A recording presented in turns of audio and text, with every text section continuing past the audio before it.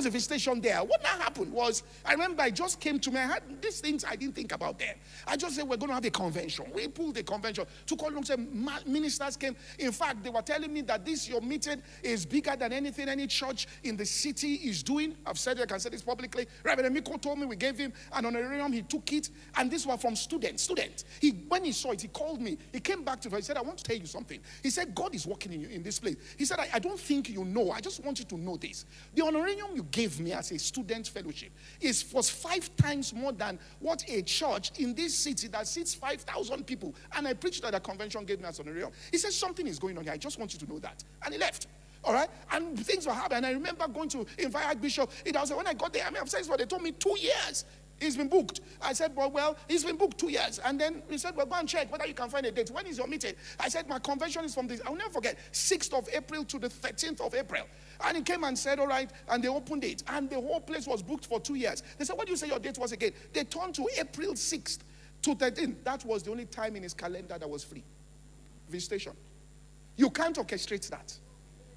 Are you following what I'm saying here? You can only birth that by the Spirit.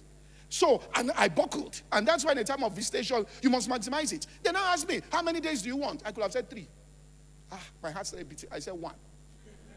Are you from here? So we went. And then I went back to the campus. There was no email then. There was nothing like GSM. So when the date now was coming near, I just decided again to go and visit again to reconfirm. Now, this visitation I went the first time is by chance he was in the office. I mean, I've told this story before. So this time again, I said, let me go. I didn't know whether he was in the office. I didn't know. I just entered the plane, Okada Air then.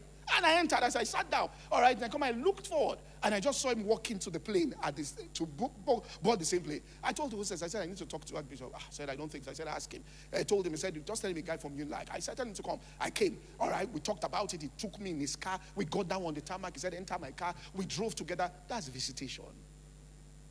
Are you following what I'm saying here? When there's no visitation, you'll be standing outside the office for 8 hours. Somebody will be promising you and promising you and promising you and promising. Do you get what I'm saying here? There are moments, there are seasons of visitation where there is an outpouring of grace that will surpass your expectation.